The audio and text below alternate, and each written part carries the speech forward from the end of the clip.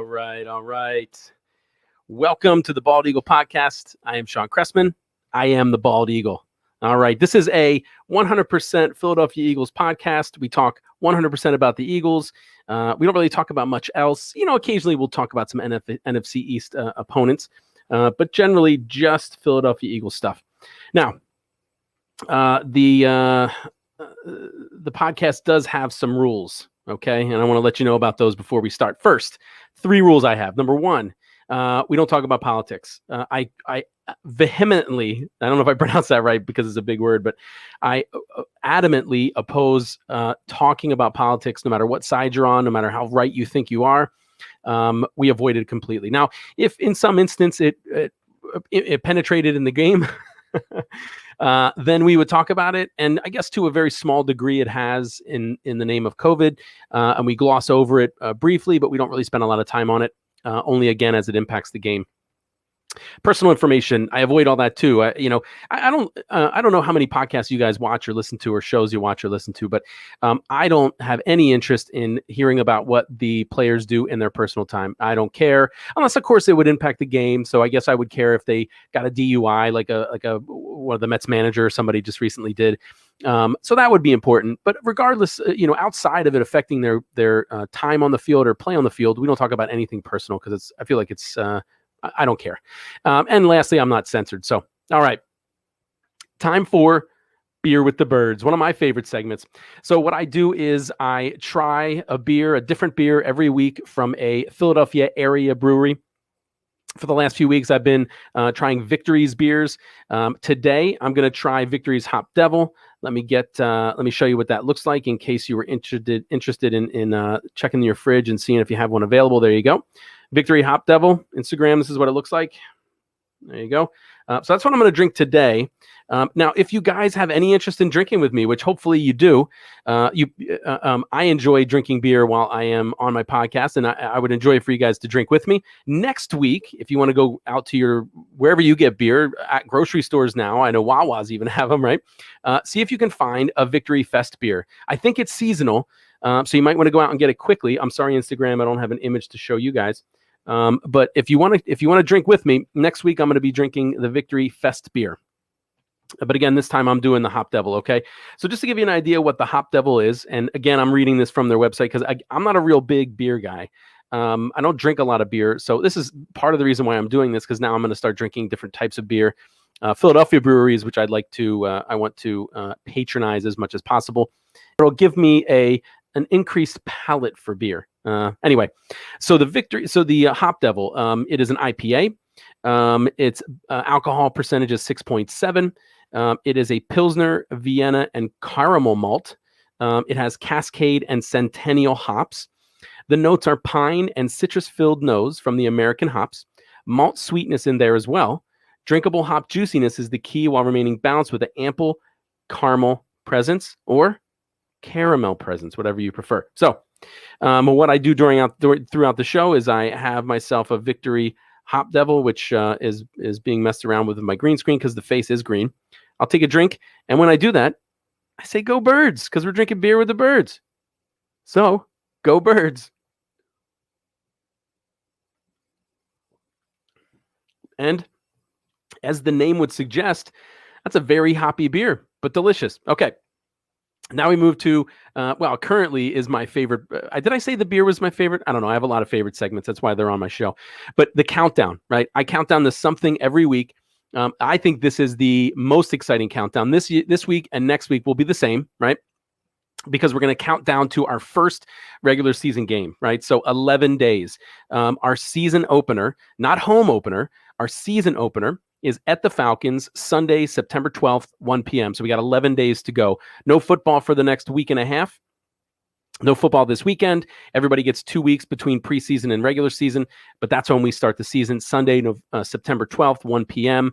at the Atlanta Falcons. So now, one thing that I pride myself in here at the Bald Eagle Podcast, and I think it sets me off, it makes me unique as compared to any other podcast I've listened to, any other show that I've listened to, is that I do the most in-depth play-by-play analysis. Now, I was trying to do it for the preseason, I'm not going to do it for the Jets game.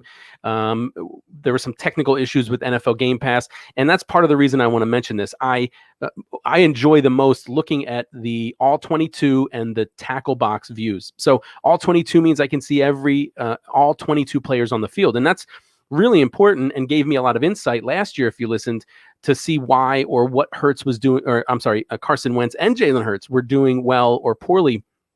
There was a lot of talk about, it being the offensive line's fault that Carson Wentz declined so significantly, or the young receivers' fault, right? Blame everywhere, right? Not a lot of blame on Carson Wentz, but mostly offensive line and wide receivers. Well, if you watched every play at least 3 times like I did, all 22 view, right, you could see if the receivers were open or not, and if he missed them.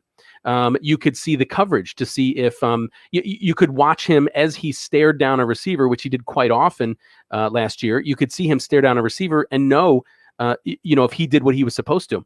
The tackle box view, which is the other view that I really enjoy, they call it the coach's film, I think, shows you the tackle box. So you can tell, was it the offensive line that missed the block? Was there a defensive stunt that was run, which we are horrible picking up stunts, or at least we were last year, and we struggled with in the preseason.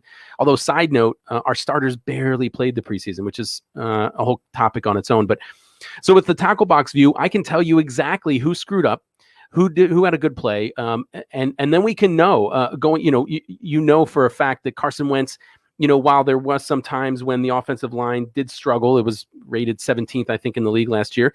And of course, there were times when receivers weren't open. There was a significant amount of time where Carson Wentz just made mistakes on his own, didn't climb the pocket right, didn't see open receivers. One of the guys that made the roster this year, and I guess some people didn't want, was Greg Ward. Greg Ward was open all year last year, if you looked at the all 22. So again, that's one of the unique things about the Bald Eagle podcast. I don't think you'll find that anywhere else. Play-by-play, detailed review of the game on the Wednesdays after the game. Now, one little side note for this year is that unfortunately, the NFL Game Pass, where I find the all 22 and where I see the tackle box view, is not ready yet. I'm not sure what happened, because it was fully functional last year. I used it all season. But I'm assuming they made some updates to their servers, or I don't know. I'm not the IT guy. But for some reason, the coach's film is not available now. And according to the Game Pass website, may not be available until later in the season.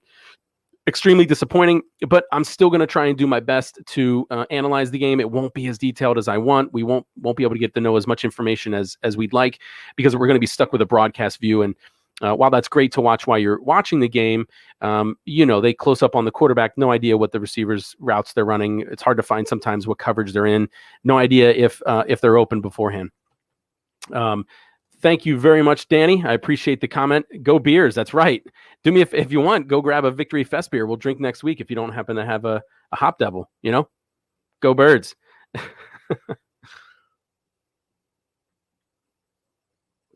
Okay.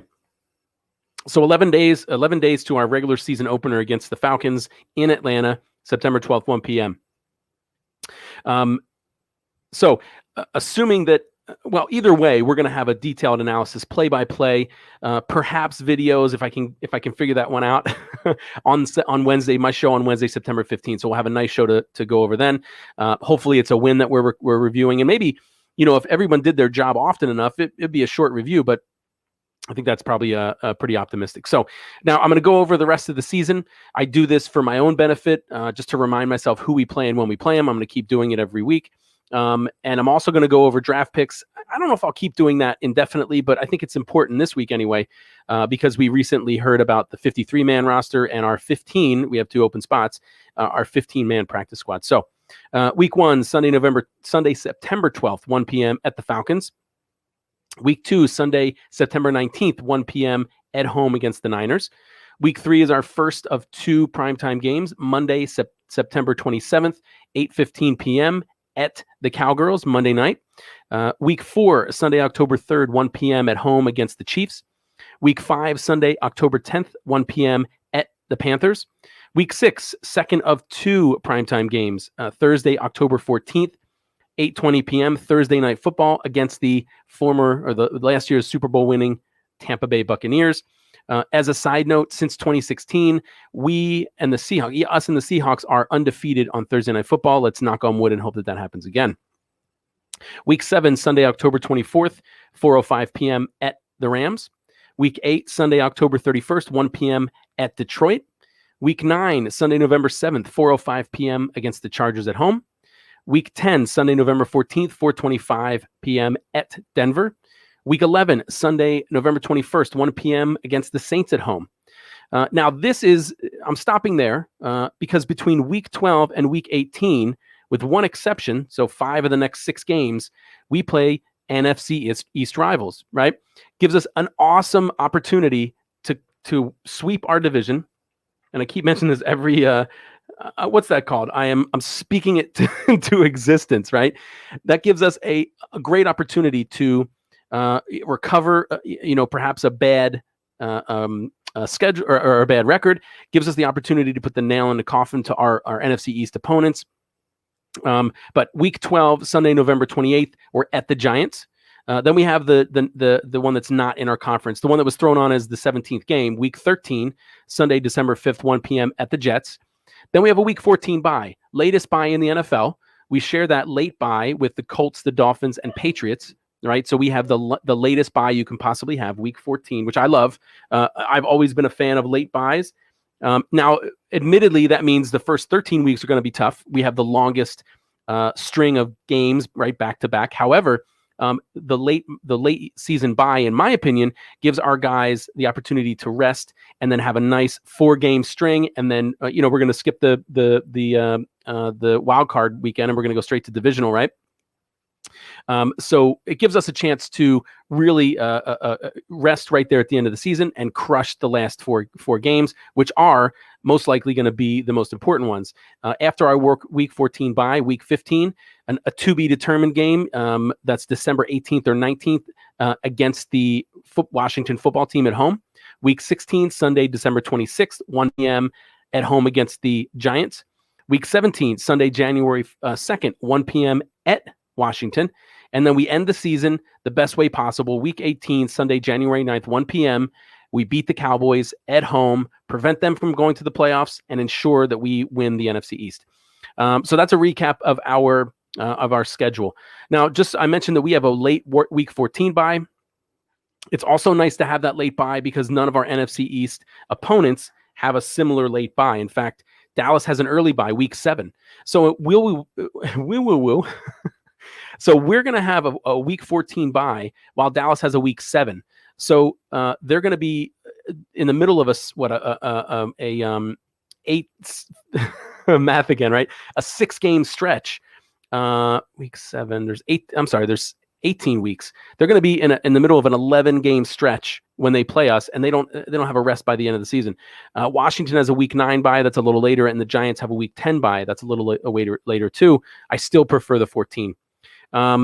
We have the easiest strength of schedule based on previous years' opponents' records. Doesn't really, I don't know that means that much. When you get later in the season and you start talking about strength of schedule, means a little bit more because that information is more current. Dallas, our opponent's winning record was .430 last year. Dallas has the second easiest opponent strength of schedule, .452. Giants, number 25 out of 32, with 32 being the easiest at .474. And the Washington football team tied for 15th. They're the only team in our division that has a opponent winning record of .504. The wild card, Saturday and Sunday, January 15th and 16th. Divisional playoffs, Saturday and Sunday, January 22nd and 23rd. NFC and AFC championship games, Sunday, January 30th, and Super Bowl 56, which I have written out. I do not have the Roman numerals. That is Sunday, February 13th, 2022, at SoFi Stadium in Inglewood, California, home of the Rams and Chargers. Hopefully, we'll all be taking a trip to watch our Eagles crush whoever the AFC puts up as a team. Go Birds.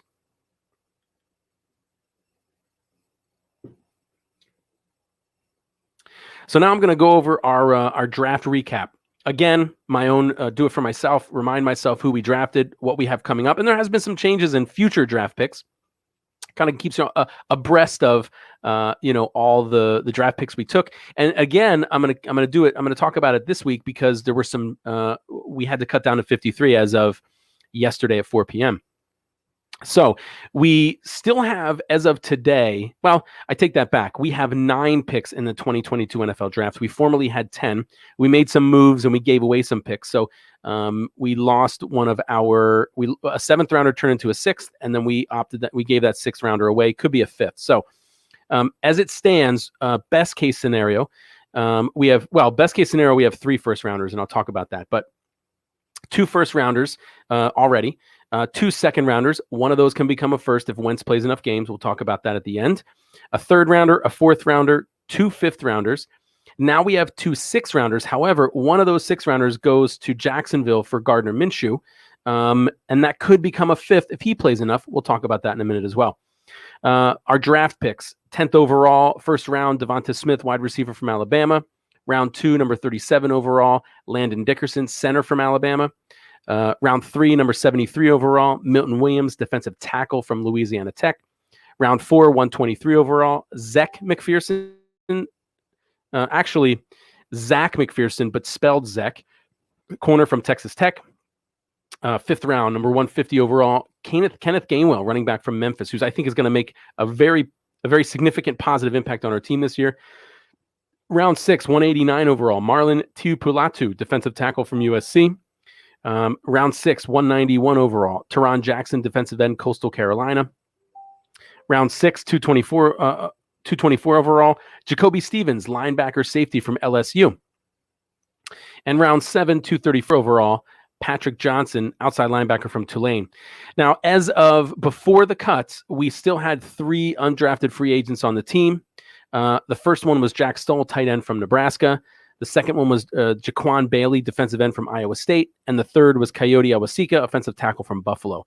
We're going to talk about how that's all changed going into the roster. But before we do that, let's quick jump into some highlights for the New York Jets game. First of all, by far the most exciting game we've had in preseason. We scored the most points. Our offense was the most productive. But our defense was also, I would say, I guess the worst. They gave up the most points, right? 31 points was the most in preseason. Gave up a lot of yards, not the most yards.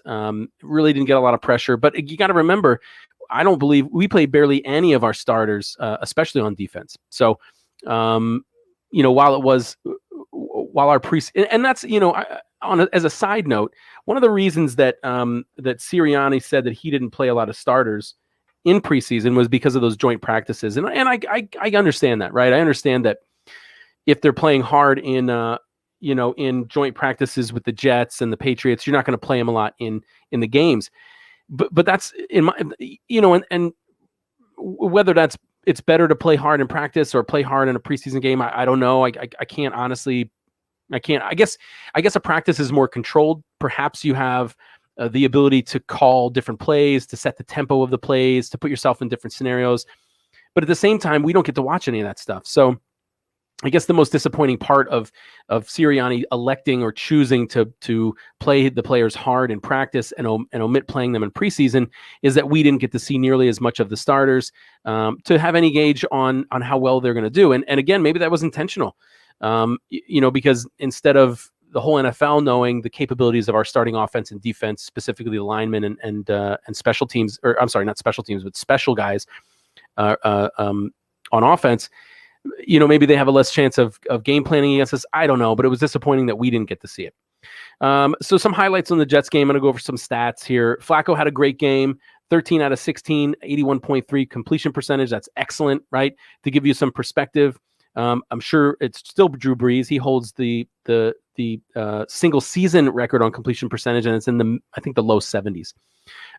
He threw for 188 yards, 2 touchdowns, no interceptions, sacked twice and lost 7 yards in those sacks, but that's not a big deal. His quarterback rating was 155.2. 158.3 is perfect. So excellent game by him. Mullins, mediocre. 10 for 14. Completion percentage is good, 71.4. That would, again, if he could string that along in 17 games, he would probably lead the league and maybe even set a record, single season record, but only 98 yards. So that's where I would say he was mediocre. There weren't very long passes. No touchdowns, no interceptions, didn't get sacked. His quarterback rating was 90.8. That's, I would say, mediocre. I mean, 90, it's not horrible, but you're not the MVP of the NFL by any means. Go Birds.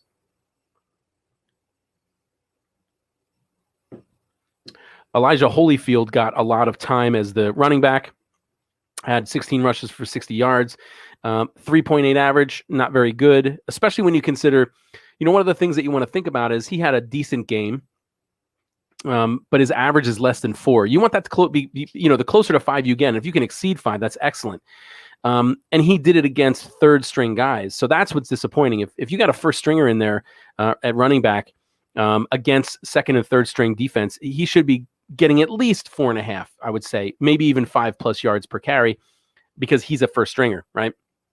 So while he had a decent game, got a lot of touches, his average was a little bit underwhelming. Now contrast that to Kenneth Gainwell. Kenneth Gainwell was second in rushing and led the team in receiving, and we're talking about number of receptions, not yards. Gainwell had 5 rushes for 32 yards, 6.4 average. That's a lot more like it. Now, of course, you're looking at a smaller section of rushes, right? So there's a lot more room for error in 16 than there is in 5 rushes, but still kind of enforces what I'm saying. Kenneth Gainwell, I think, is a I don't know if he'd be a starting running back right out of college, but he has the potential, I think, to become a frequently used running back. And so that 6.4 average and a touchdown is much better. He also had 4 receptions on 4 targets. He caught all the balls that were thrown to him, 27 yards, which is a 6.8 average. And again, he had more receptions than any other receiver. Now, he did all that in 18 snaps. He only played 18 snaps against the Jets. So that even, again, he had half the time he was in, he had his hands on the ball and was productive. So I think out of all the rookies that we drafted, all the guys that just came to the team, I apologize for the bark. I think he's probably one of the more exciting ones out there. JJ Arcega-Whiteside had 2 receptions on 2 targets, so caught both passes that were thrown to him, 57 yards. And one of those was a 42-yard touchdown, good production. Boston Scott, 2 receptions, 2 targets. One of those was a 49-yard touchdown pass right in the very beginning of the game. So it was a good game by Boston Scott. Again, against third and fourth string guys. I'm not a big Boston Scott fan. I was hoping that he would get cut, not because I think he's a bad player, only because I think he's maybe a mediocre player. And, as much as I think he's okay, I think there's an opportunity for more. What's up, Gold Glover?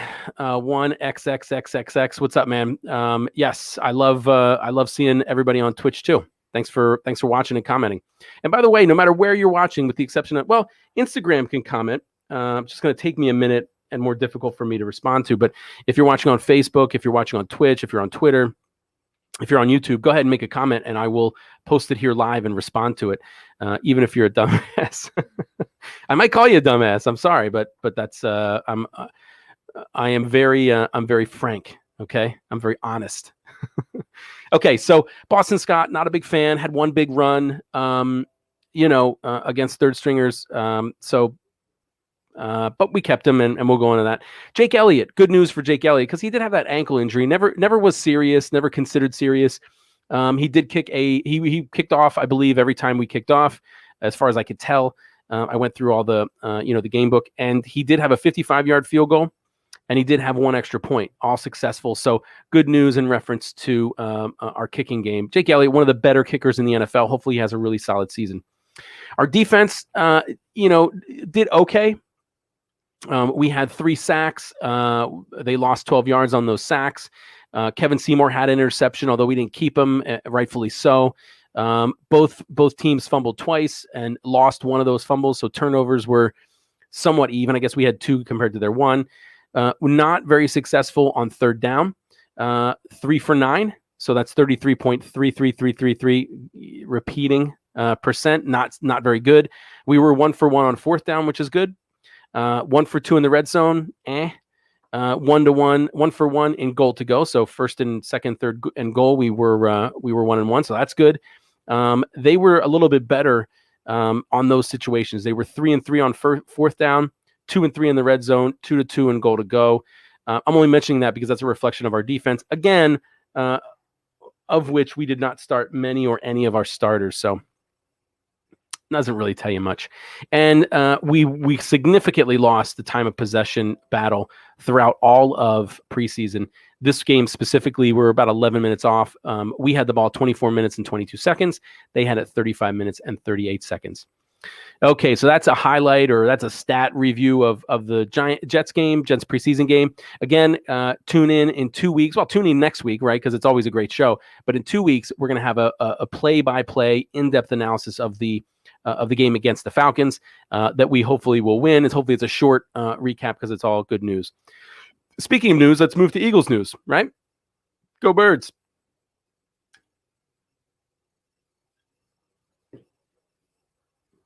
Okay. Some of this is repetitive, but just so you know, back in the middle of June 20th, everybody, all 32 teams said, you know what, it's cool if we are at full capacity at our stadiums. Now, some things have changed. They had, specifically Philadelphia, had gotten rid of all their COVID mandates with the Delta variant, which we're not going to talk about in depth because I don't want to talk politics and it turns into politics.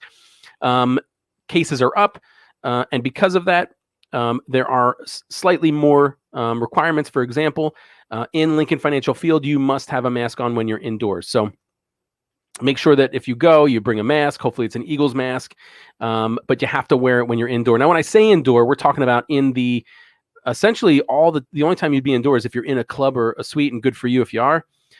Or if you're in, the fan shop in a closed area, then you have to wear a mask.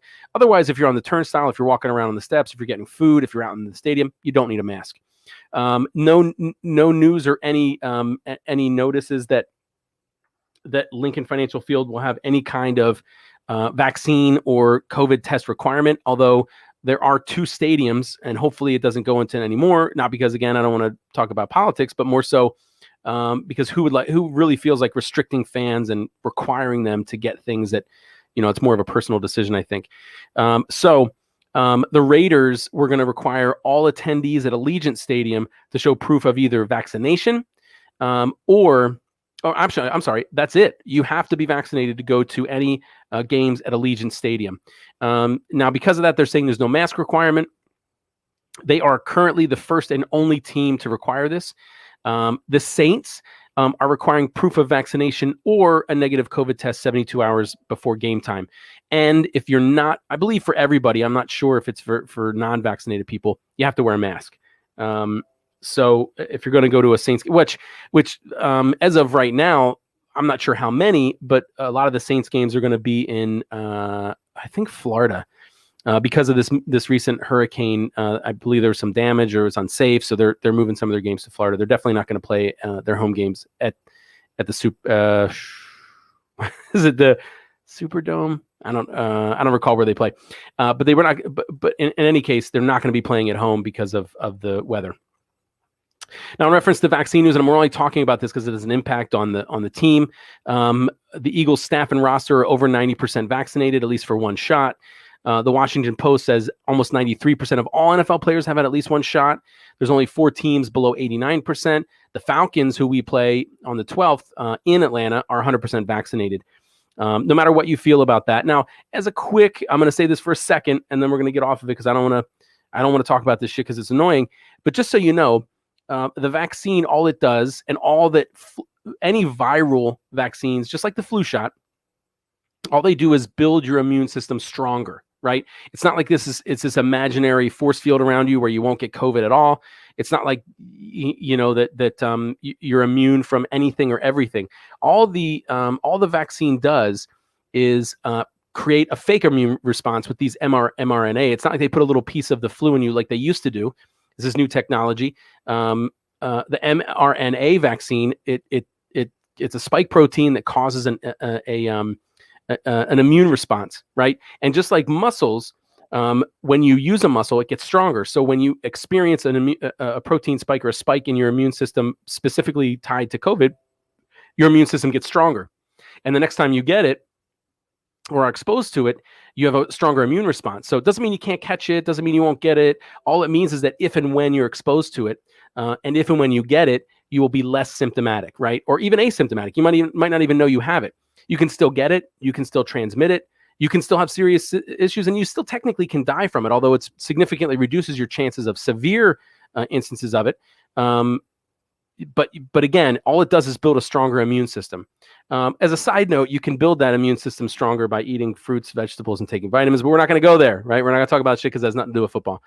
So just as a side note, just so you know, kind of makes some things confusing, why they would care, why would they treat unvaccinated people different than vaccinated people specifically, why would they care if a player is vaccinated or not, especially at the health level and age of the average NFL player. But just kind of little a public service announcement. But good news is the majority of the NFL is vaccinated, and it's only good news because the NFL has created some hurdles or made life a little bit more difficult for those that aren't vaccinated. There's restrictions on who they can hang out with when they're traveling. That there's restrictions on whose rooms they can go to, all that kind of stuff. So the majority of them are vaccinated. The majority of them don't have to follow those rules. But again, realistically, as far as your favorite player getting it, transmitting it, or having severe symptoms at their age and health levels, it's the impact is minimal for the vaccines.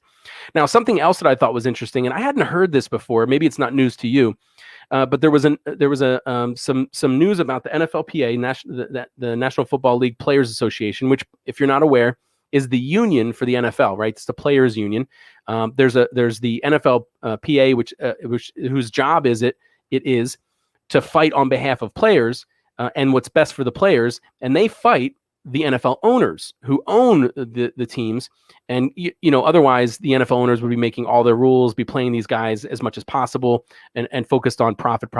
So the NFLPA, the union, negotiates rules with the NFL owners, and they come to some sort of agreement based on playing time, practice time, injured reserve, all that stuff.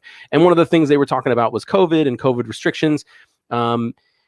They've discussed, and I think they've approved, instead of, they used to test vaccinated players, I think every 2 weeks. Now they're going to test them every week. I think unvaccinated players might be tested every day.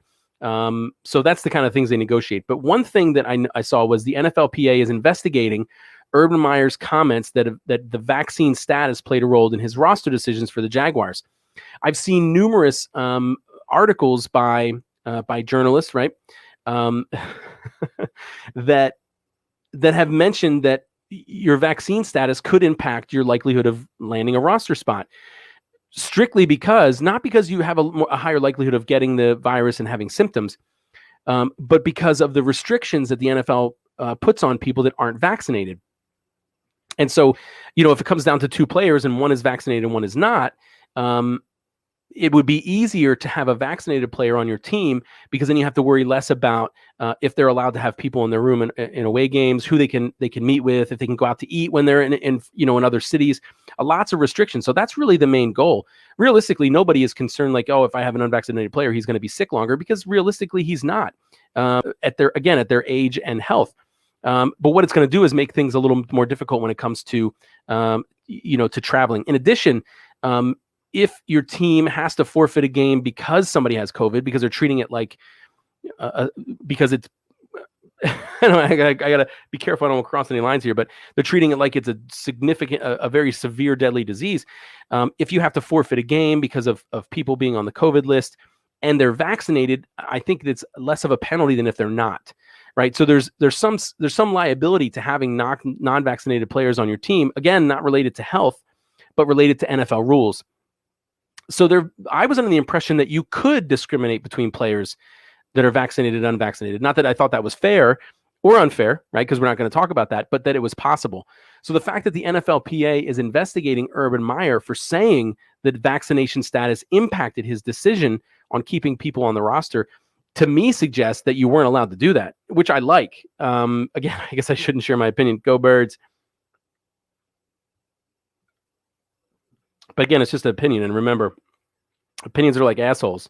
We all got one of them, and they all smell like shit. They all stink, right? So anyway, I thought that was interesting. I didn't know you could not use vaccine status as a reason to keep or not keep a player. So I'm going to keep my I guess if it's in the news, I'm going to keep an eye on that and see if there's any meaningful resolution, if he's fined, Urban Meyer's fined, if there's clarification about his comments. But kind of an interesting thing, because I didn't know that there was that kind of a thing. Okay, so let's get away from that shit because I hate COVID. I hate talking about it. I hate everything that's happened with it. So let's move on to football, right? Injury update, nothing significant. We got a week and a half till we play our first game. We got plenty of time to rest. And a lot of these injuries, they're not serious. We're not talking about significant knee injuries or any of that stuff. So Lane Johnson, we'll start with him. He had surgery on his ankle. It was a big concern. Would he be 100% this year? He claimed early on that he was.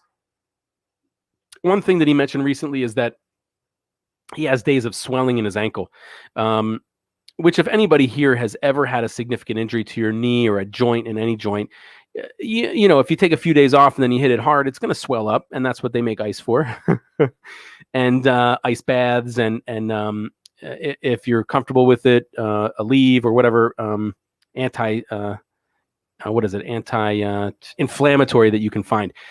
So swelling is not a big deal. It's not an indication of anything significant necessarily, especially the fact that he's a big guy and he's putting a lot of weight on that ankle.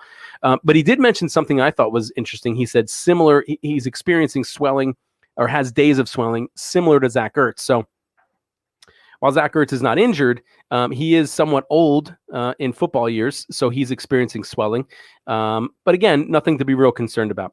Josiah Scott is week to week with a hamstring injury. Hamstrings can be serious, but I don't think that is, or he'd be more than week to week. Jake Elliott, I mentioned, kicked a 55-yard field goal, had an extra point against the Jets, and kicked off every time we had to. Although he did have that ankle injury, so I think he's fine. Offensive lineman Isaac Sayamalu is week to week with a hamstring. Again, if it was severe, he'd be more than week to week. Linebacker Davion Taylor, week to week with a calf.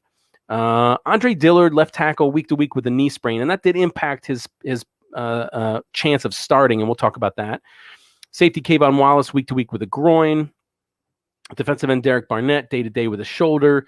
Defensive tackle Fletcher Cox, day to day with a groin. Defensive tackle Javon Hargrave, day to day with an ankle. Linebacker Jannard Avery, day to day with a groin. Linebacker Sean Bradley, who I'm not a fan of, is day to day with a groin. And then we have the big injury by that Tyree Jackson, former quarterback turned tight end, which he will be out for a while, 8 to 10 weeks with a fractured bone in his back. Made apparently a diving catch. I don't know if he caught the ball, which I certainly hope he did, but landed straight on his back, and he's out to 8 to 10 weeks. Non-surgery, which is nice. So it should heal on its own, but still a pretty serious injury.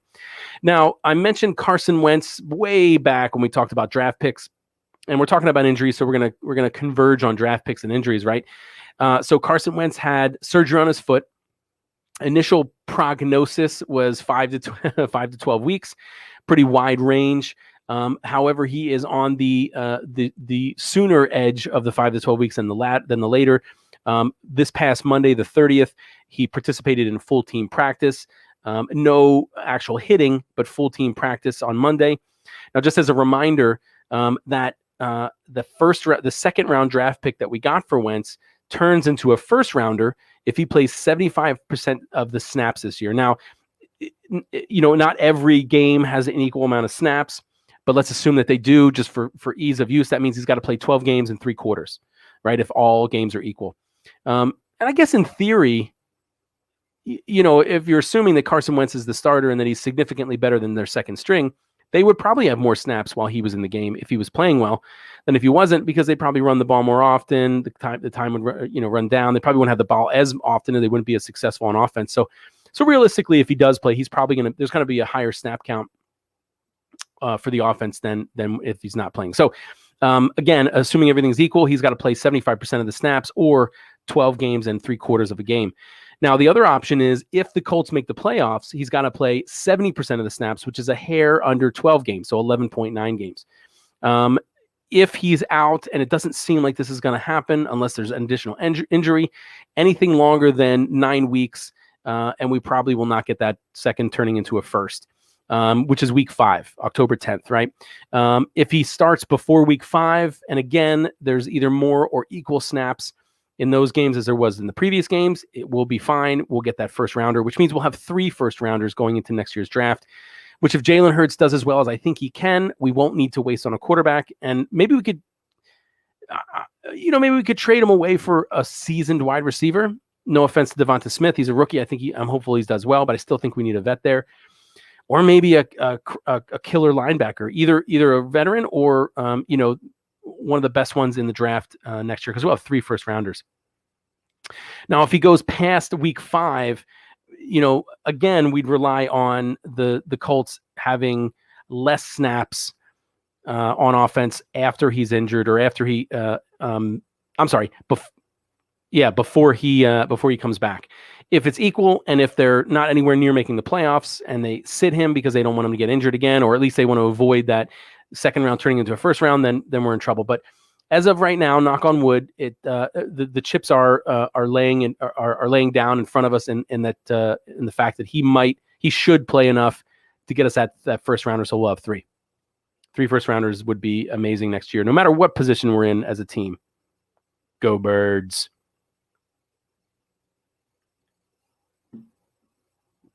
Okay, so let's talk about some roster moves.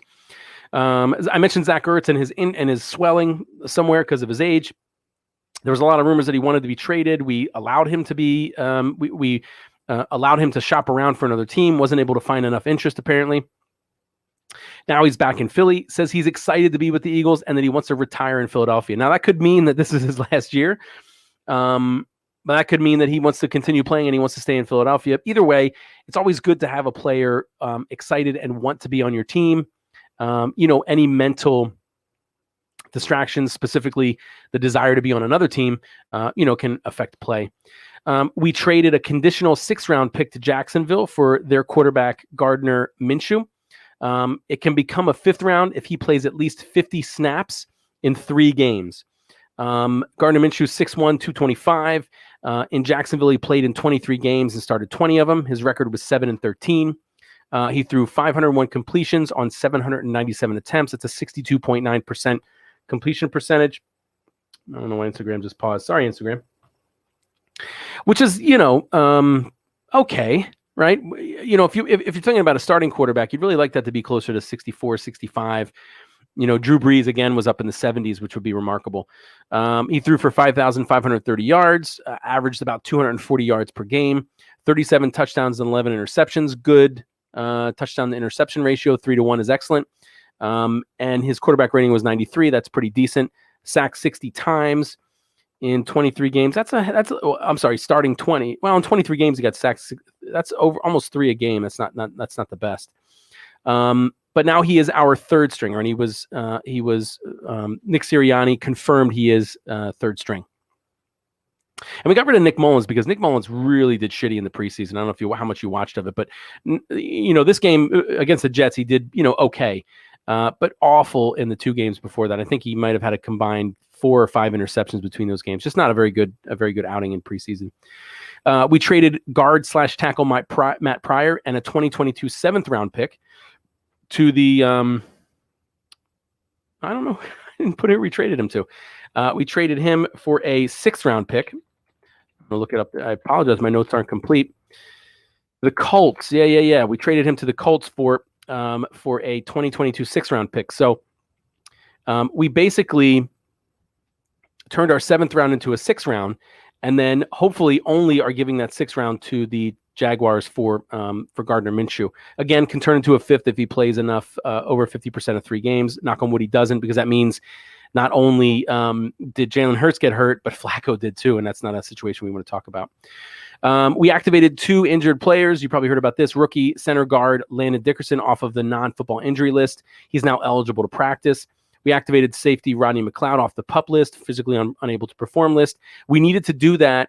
And we need to do that and activate them on our roster to keep them so that we can bring them back after only 3 weeks. If we put them on injured reserve before, they'd have to be on a lot longer, and we'd have to cut somebody to bring them back.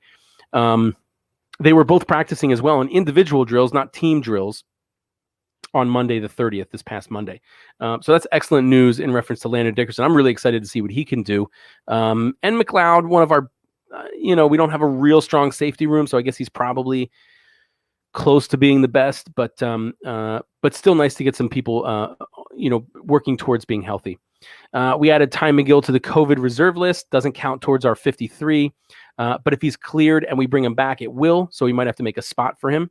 So I'm going to go over all the people we had to release and waive to get down to 53, and then we'll talk about our practice squad. We'll talk about who made the 53 and then our practice squad. So we released safety Andrew Adams, tackle LaRaven Clark, running back Jordan Howard, which is somewhat a surprise, defensive tackle Hassan Ridgeway, tight end Richard Rogers. I'm not sure if I'm surprised about that one or not. Corner Kevin Seymour, not surprised, and quarterback Nick Mullins. We waived safety Graylin Arnold.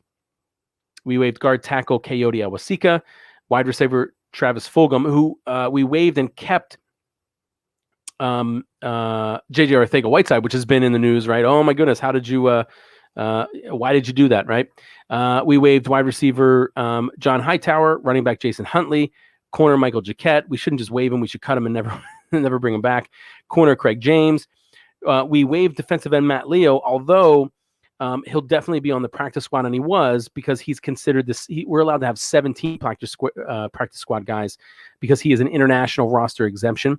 We waived guard Sua Opeta, wide receiver Andre Patton, center guard Ross Pierschbacher, safety Elijah Riley, linebacker Jacoby Stevens, defensive tackle Raekwon Williams, tight end Kerry Angeline, defensive end Jaquan Bailey, running back Elijah Holyfield, wide receiver Markin Michelle, linebacker Rashad Smith, and running back Kerryon Johnson. We waived him with an injury settlement. He was hurt.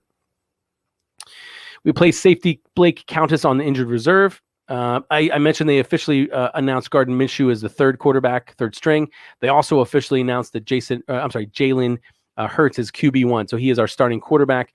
And in addition, they named Jordan Mailata the starting left tackle over Andre Dillard. The reasoning behind that was that Dillard missed time, and while Dillard was out, Jordan built chemistry with the rest of the offensive line. Come on here, Instagram. Trying to wave to everybody. All right. So that's where we stood with all the people we waived, some moves. Now, that leaves our 53-man roster as such. 3 quarterbacks, Jalen Hurts is a starter, Flacco's number 2, Minshew's number 3. 3 running backs, Miles Sanders, Boston Scott, and Kenneth Gainwell. 5 wide receivers, Devonta Smith, Greg Ward, Jalen Reagor, Quez Watkins, and JJ Arcega-Whiteside. 4 tight ends in Zach Ertz, Dallas Goedert, Tyree Jackson, who's out 8 to 10 weeks, and Jack Stoll, who was an undrafted free agent, who had a couple of really good games, so I think he earned that spot. Offensive line, we got 10 guys. Brandon Brooks, Landon Dickerson, Andre Dillard, Jack Driscoll, Nate Herbig, Lane Johnson, Jason Kelsey, Jordan Mailata, Isaac Seumalo, and Brett Toth. Now, that was one of our weakest positions last year, but it was also the one that had the most turnover. 14 out of 16 games, we had different offensive line combinations. I thought it was the worst in like 30 years since the 80s, but apparently that's the worst ever, or at least another I think it was a sports analyst said that. But, looking at those names, pretty solid. Nate Herbig, Jack Driscoll, probably some of the weakest guys, Brett Toth, some of the weakest guys on there. But they're stronger than they were because they spent a lot of time playing last year when they otherwise wouldn't have. We got 5 defensive ends, Derek Barnett, Brandon Graham, Teron Jackson, Ryan Kerrigan, and Josh Sweat. That's a solid group. Teron Jackson, the rookie, is probably the weakest on there, but you got Josh Sweat, who made a push for starting and may even start. Derek Barnett's pretty solid. Brandon Graham is excellent. And Ryan Kerrigan, we know what he can do. Defensive tackle, we kept 4, another strong group in Fletcher Cox and Javon Hargrave, first and second, real good. Marlon Tuipulotu and Milton Williams, 2 rookies and undrafted free agents. Rookies. Potential for some really significant growth. Linebacker, again, in my opinion, our weakest spot. We kept 7 of them: Jannard Avery, Sean Bradley, TJ Edwards, Patrick Johnson, Alex Singleton, Davion Taylor, and Eric Wilson. Out of those, Alex Singleton and Eric Wilson, by far the starters, by far the best. But it's, in my opinion, pretty significant drop off from there. Davion Taylor didn't really make a big jump as far as what we could see in preseason, although we didn't see much. Patrick Johnson is a rookie. TJ Edwards struggles. Sean Bradley, in my opinion, in some of those games, really gave a half-ass performance, maybe because it's preseason. And Jannard Avery was mediocre. So again, linebacker still our weakest position. Well, I'd say it's our weakest because corner's not our strongest either. We kept 5: Avonte Maddox, who's all right, Zach McPherson, the rookie, Steve Nelson, Josiah Scott, and Darius Slay. I think in Slay and Nelson we have some pretty decent corners, but again, drops off pretty significantly. Maddox struggles. McPherson's a rookie; he didn't do very well, and Josiah Scott not the greatest either. Safety, we got 4: Marcus Epps, Anthony Harris, Rodney McLeod, and Kayvon Wallace. Kayvon Wallace really hasn't shown us a lot, but I am hopeful that he really is able to make a jump. I'm really, based on his size, his speed, on paper, he's not too different from some of the best safeties in the league. So if he can just elevate that game, from year one to year two, I'm hopeful that he can just, crush all those guys and give them no reason to play anybody but him. And then we kept 3 specialists in Jake Elliott, Rick Lovato, and Aaron Sipas, our punter. 18 of those 53 guys that we just went over are new to the team this year. Actually, I don't know how that ranks in the NFL. I don't have time to look it up, but I'll look it up for next week. So I don't know how that ranks in the NFL, but that is a third roughly. We're looking at a little more than a third, right? Of our players are new, weren't on the team last year. Now, as far as all those starting 53, I'm pretty much in agreement with most of it. I wouldn't have kept Shawn Bradley. I think he's kind of missed tackles in preseason, half-ass efforts in preseason. He had a couple of good plays, but out of all the linebackers, I think he was probably the weakest. And I would have preferred to keep 6 linebackers and to throw in another receiver. Now, I'm partial to Andre Patton, right? And I'll probably get a lot of flack about that. I actually mentioned that on another podcast, one of our other podcasts. I think I don't know if it was the Brocast that we have, and we'll go over all our shows. And I'm only saying wide receiver Andre Patton, not because he's showed us anything in preseason. He hasn't done anything remarkable, but he's fucking tall, right? And look at the rest of our receivers. We're talking about, Devonta Smith, Greg Ward, Rager, Quez Watkins. Arcega-Whiteside's the tallest one. I think he might be 6'2". Andre Patton, I think, was closer to 6'3", 6'4". Admittedly, perhaps he doesn't run right routes. He's not real fast, but he's a big target. And I think there's something to be said to be able to throw the ball high and have pretty significant, pretty high confidence he's going to come down with it. So I wish Andre Patton would have stayed and we got rid of Shawn Bradley. I've also been pretty vocal, and I talked about this when we were going over depth charts, that I thought and hoped that Boston Scott, not that he would get cut, but maybe he's a practice squad guy. He started a lot because Miles Sanders were hurt last year, and he was sufficient. If he would have done so well that he made a push for I'm not saying replacing Miles Sanders, because I think Miles Sanders is the top 5, top 10, maybe top 5 running back in the league if he's healthy and we run often. But maybe made some consideration or maybe did something that in my mind solidified his position as a second stringer, and maybe a second stringer that gets a lot of time would have been great. I would love for him to be the new Darren Sproles, but in my opinion, he's not. He's mediocre, and I think we would have been better served to keep Jordan Howard, who I know didn't do much in the preseason. I think there was at least 1 third and short he didn't make it. But I'd like to give him a shot because he's a bigger guy. And you look again at I'm basing my decisions not necessarily on a preseason performance, right? But more so on physical attributes that we don't have. We don't have a big, heavy running back. Kenneth Gainwell is a small guy, not as small as Boston Scott, but not much different than Miles Sanders. That's not much of a change up for defenses to have to prepare for. So I would have been much more in favor of keeping Jordan Howard on the 53-man roster and having Boston Scott stick to the practice squad. Or, Kenneth Gainwell, I think, is going to be a very valuable part of our offense. And I think he could have easily replaced Boston Scott's production and more. So those are the only real 2 things that stick out to me. I'm not a fan of Shawn Bradley. I'm not a fan of Boston Scott. And I wish we would have kept other people in lieu of those. And I wish we would have given Andre Patton a shot. Now, as a side note, as a note here, I haven't been at all the Eagles practices. I went to the ones that they would let us go to. I don't have any inside information about Andre Patton, and maybe that's what I'm missing. Maybe he dropped a couple of balls. Maybe he struggles to get open. I don't know. But again, based on the average height of the receivers, let's look at let's take a second to review our receivers. Right, Arcega-Whiteside hasn't done anything meaningful. Had a good camp, is what I understand. A much better camp than Fulgham, who everybody assumed would make the team. But Arcega-Whiteside's a tall guy, right? So maybe it was between him and Andre Patton. I don't know, but I think we could have replaced Arcega-Whiteside with Andre Patton. And sadly, in my opinion, we didn't even keep him on the practice squad, so that's a little disappointing. Some other roster moves, and I'm only mentioning this because it can help you speculate on what they're going to do. I don't think they're going to do anything with it. I think the Deshaun Watson boat has sailed. At least that's what it seems like. But a while back, a few weeks ago, maybe months, they converted $8.5 million of Lane Johnson's base salary and a little over $9 million of Derek Barnett's base salary to signing bonuses. They added 4 voidable years to Barnett's contract, so it created $14 million in cap space. Now, they did this after previously saying they didn't need to renegotiate Lane Johnson's contract because they were well under the cap. So I don't know what the deal is with all that extra space that they created. I don't know if they want it just in case. I don't know if they were planning for anybody specific. I hope it's not Deshaun Watson. I think it's too late for us to do that. But we'll see if anything happens. And then former Lions offensive coordinator who has one of the funniest names, Jim Bob Cooter, is working with the Eagles coaching staff on what is assumed to be a consultant role. All right. Some generic NFL rules. And some tips on things that have happened recently. So it changes to the NFL, the roster rule changes that were made last year because of COVID have carried over to this year.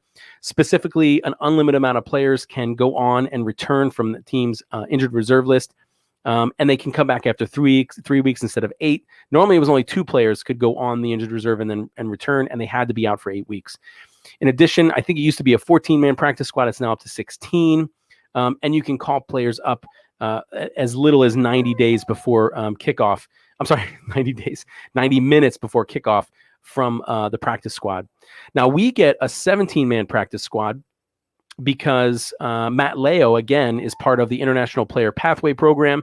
And that part of the advantages of having a player in that program is that it doesn't count towards your 53-man or your 16-man practice squad. One reminder about the waiver wire, which I think we're close to. I think we're done. But the way the waiver wire works is similar to the draft, but not so much. So it's the original 2021 draft order. So that means the Eagles have the 6th pick and anybody that's on the waiver wire. But it doesn't work like the draft, where if you pick somebody, then the next person's up. The way it works is every player that's on the waiver wire. Number 1, who's Jacksonville, could in theory take every one of them. They have the first pick at every one of those players, and you have to go through Jacksonville, number 2, 3, 4, 5 for every player to get to us to have us so that we have a chance. Now, I mentioned the people we waived. I mentioned our 53-man active roster, but I didn't go over our practice squad. So I'm going to quick touch on that in a minute. One guy that I was disappointed didn't make either the 53-man roster or the practice squad is defensive end. Where do we got him? Defensive end Jaquan Bailey. He had a couple of really good plays, got pressure when nobody else was. The reason I think Jaquan Bailey didn't make it is because we have probably one of our most solid positions as defensive end. And we talked about it briefly. Defensive end, we're talking about Derek Barnett, Brandon Graham, Ryan Kerrigan, Josh Sweat, all starters, and Teron Jackson, a rookie. And they probably felt like keeping Teron Jackson was more valuable. They didn't keep a defensive end on the practice squad, probably because of the depth we already have there. So he was probably just a victim of solid depth on our team. Be interesting to see if he makes another team and how he performs. But our practice squad lines up like this. And I'm sorry. I went over the draft picks we had. Out of all of our actual draft picks, only one did not make the active roster, and that was Jacoby Stevens. Jacoby Stevens did make the practice squad. Out of the 3 undrafted free agents that were on our team prior to cuts, 2 made it. 1, Jack Stoll, is on the active roster. Another one, Coyote Awasika, offensive tackle from Buffalo, is on the practice squad. But again, Jaquan Bailey at defensive end did not make either. So our practice squad consists of 15 players. We have 2 spots that are open. Tackle LaRaven Clark is on there. Running back Jordan Howard is on there. Safety Graylin Arnold. Guard tackle Coyote Awasika. Wide receiver Travis Fulgham did make it to the practice squad. Wide receiver John Hightower on the practice squad. Running back Jason Huntley. Corner Michael Jaquette, which who cares about if you followed him and his performance. Corner Greg James. He's not much better than Jaquette. Defensive Matt Leo, which remember, he's the international guy, doesn't even count towards the 16. Guard Sua Opeta. Center guard Ross Pierschbacher. Safety Elijah Riley. Linebacker Jacoby Stevens, the only rookie that didn't make the active roster. Defensive tackle Raekwon Williams. And that is it. So those are the 15 guys that are on our practice squad. So we still have room for 2 more. I don't know if they have their eyes on somebody. 2 more again because we have that exception. But that's what's going on. Okay, so we are up to the Eagles fact, right? Go Birds.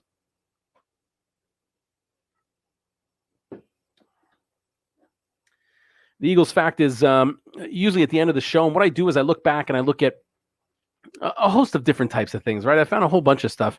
I go every season the Eagles have played from inception in 1933. Every guy from the Eagles teams that have been nominated to or inducted into the Hall of Fame or nominated to a Pro Bowl. This time, because we're talking about free agency and a bunch of things and about a bunch of people moving around because of cuts, I talk about what is considered our second best free agent signing in the history of the franchise. Remember, free agency didn't exist prior to 94, I think it was 93, 94. Before that, you were stuck with a team, no matter what. And then there were some lawsuits that happened. Keith Jackson was actually involved in that kind of stuff. And they started to allow players to move around and really impacted the NFL in a significant way. But so one of our top free agent signings was in 1995, a gentleman named Ricky Waters. If you're not familiar with Ricky Waters, he was one of the better running backs that we had. Only had him for 3 years. He started his career with the 49ers, won a Super Bowl with the 49ers, Super Bowl 19. And at the time, he was working with Ray Rhodes, who was a defensive coordinator on the 49ers. Ray Rhodes spent, I think, about 10 years from 81 to 91 on the 49ers as a defensive guy. Jumped over to the Packers, I think, for a year or two, and then back to the 49ers in 94 as a defensive coordinator. In 94, he won the Super Bowl with Ricky Waters as the running back. After that success, the Eagles hired Ray Rhodes as his head coach. Ray Rhodes wanted his star running back, Ricky Waters, to come with him, so he got him in free agency. Ricky Waters was named Ricky Running Waters by Chris Berman from ESPN because he was one of the better running backs in the league. And he combined with, at the time, one of my favorite guys, Charlie Garner. I was a huge Charlie Garner fan. Most people probably don't even know who Charlie Garner is. But Charlie Garner was one of, I don't know, they probably weren't the original, but one of the Thunder and Lightning groups in the NFL. Ricky Waters was a much bigger, solid back. And then you had Charlie Garner, who was much smaller and quicker. I think a very successful combination if you can get it. But Ricky Waters was the primary back, very successful, and Charlie Garner was that lightning, that change of pace. As a side note, Charlie Garner, the concern about him was that they didn't want to play him very often because he was smaller and they wanted him to get injured. And he averaged a couple hundred yards every season. I think one year he led the league in yards per run at 5.4. I think he consistently was over 5% in average per run, which is excellent. He got an opportunity to start with the 49ers and had 2 years where he just crushed it. 2 years of over 1,000 yards rushing as the primary back in San Francisco. I remember this one clip that I remember talking to my friend about because I love Charlie Garner. I still do. Just ran right through a guy, right? And now the caveat is that he did get injured, right? So the predictions were accurate. Played two years in San Francisco and then ended up injured. So, okay, but back to Ricky Waters. Ricky Waters, Charlie Garner, 1-2 punch, right? Thunder and lightning, very successful. We had Ricky Waters for 3 seasons. Felt like a lot more because I was younger, I guess. From 1945 to 1995 to 1997. In those 3 seasons, he started all 48 games that he played in. He had 975 carries for 3,794 yards. Average wasn't very good, 3.89. He did average over 1,000 yards each season, and he did that when most of the defenses were probably expecting us to run. And I say that because our quarterbacks throughout his tenure were Rodney Peete, who at his prime was excellent, but not when he was with the Eagles. Rodney Peete was on his way out of the NFL, and we just grabbed him as I guess he was our backup to Cunningham, who got injured, I think, that year. Then we had a guy named Ty Detmer. Sucked, right? Should have never started him. And Bobby Hoying. I don't know if you guys, any of you Eagles fans that have been around since then, Bobby Hoying was supposed to be the savior, and he was horrible too. And all those guys contributed to a real shitty record for Ray Rhodes. I think the first year we won in the wild card game and then lost to the fucking Cowgirls in the divisional. And then the next year, I think we went to the wild card and lost in the wild card. And then the third year of Ray Rhodes' tenure, and same thing with Ricky Waters. We didn't even make the playoffs. So in addition to having 975 carries and 3,700 plus yards, he had 160 receptions for over 1,300 yards. He had 32 total touchdowns. 31 of those were running. He only had one receiving touchdown. And he was nominated to the Pro Bowl 2 years in 95 and 96. So one of the better free agent signings that we had, 1995, Ricky Waters. All right, that's it for me. Thanks for watching. Now, before you go, don't go. Don't leave me yet. Do me a favor. Check out all of Philly Sports Alliance's shows, right? I'm part of Philly Sports Alliance. We keep Philly informed in reference to almost every sport out there. On Mondays, we have the Football Smack Talk show at 6 p.m. That has Ryan Reese and Eric Ward. They talk about all football, of course, an emphasis on the Eagles, of course, but every other team. So you get all your Eagles stuff from me, and they'll talk about the Eagles, but then they'll talk about other teams as well. Monday at 7:30, we have the Diamond Club podcast. That features John Hunter, Chris Lahiff, and Danny Hart. That was on... they had a special, I think, yesterday, and they had Matt Breen from the Inquirer on. Excellent show, all Phillies. So great podcast there. Tuesdays at 6:30, you have the Philly Broadcast. That is featuring Ryan Reese and Ryan Finneran. That's a four Philly sports podcast. So you'll hear from Ryan about the Eagles on the Football Smack Talk show. Then you'll hear again about the Eagles on the Philly Broadcast. But he'll also talk about the Sixers, the Phillies, and I think the Flyers. Of course, every Wednesday at 6 p.m., you have your alarm set, right? You have Facebook set to remind you, or wherever you watch me, you're watching the Bald Eagle podcast to find out all the most information about the Eagles, the most in-depth play-by-play analysis. You can't get it anywhere else. Later Wednesday, you're watching Mixed Sports at 8 p.m. That has Eric Ward and Jay Laundrie. That talks about that's a football show, talks all about all teams. Thursday at 5:30, you're watching Tendies on Patterson. That has Paul Batcho, Jack Griffin, and Chris Lahiff. That is an all Flyers show. So all you hockey fans out there, I'm sure you're tuned in.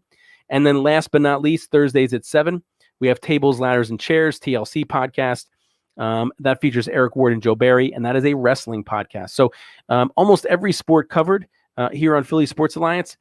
Check out all of our shows, follow, do all the social media shit that you do, right, on Facebook and Instagram and Twitch and YouTube. I'm not on TikTok yet, but I guess maybe that might happen. Or Snapchat. I'm too old for that shit. But anyway, everywhere you can think of, YouTube, go find our stuff, like us, follow us, watch our shows. And before I go, don't forget, I have a dog.